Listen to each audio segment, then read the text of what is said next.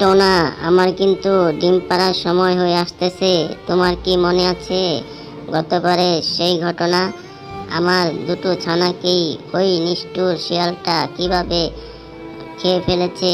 আবার আমার মনে হয় এবারও যদি ডিম পারি আর আমার ছানা ফোটে, তাহলেও এই শিয়ালটা আমার ছানা দুটোকে খেয়ে ফেলবে। তার থেকে বরং আমরা চলো অন্য জঙ্গলে গিয়ে বাসা বেঁধে থাকি। না হয় এই জঙ্গলে থাকলে ওই দুষ্ট শিয়ালের হাত থেকে আমরা বাঁচতে পারবো না, আমাদের ছানাদেরকে বাঁচাতে পারবো না।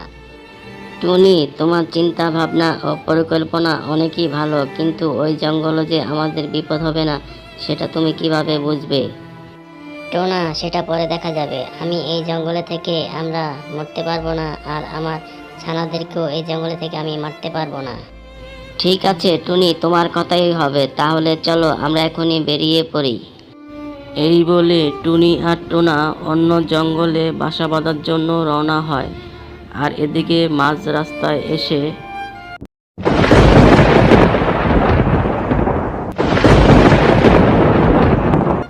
টোনা, আকাশে অনেক বিদ্যুৎ চমকাচ্ছে আর আমার অনেক ভয় করছে। তাড়াতাড়ি চলো, না হয় মুষলধারে বৃষ্টি হলে আমাদের অনেক বিপদ হবে।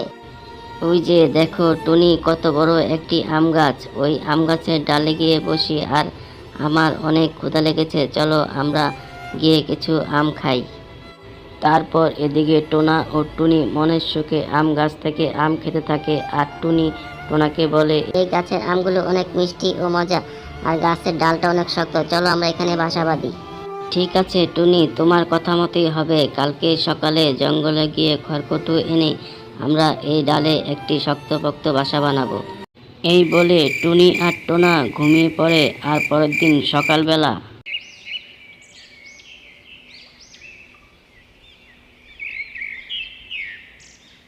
টুনি, ও টুনি, ওঠো, সকাল হয়ে গেছে, ঘর বানাতে হবে। চলো জঙ্গলে গিয়ে খড়কুটো গিয়ে আনি।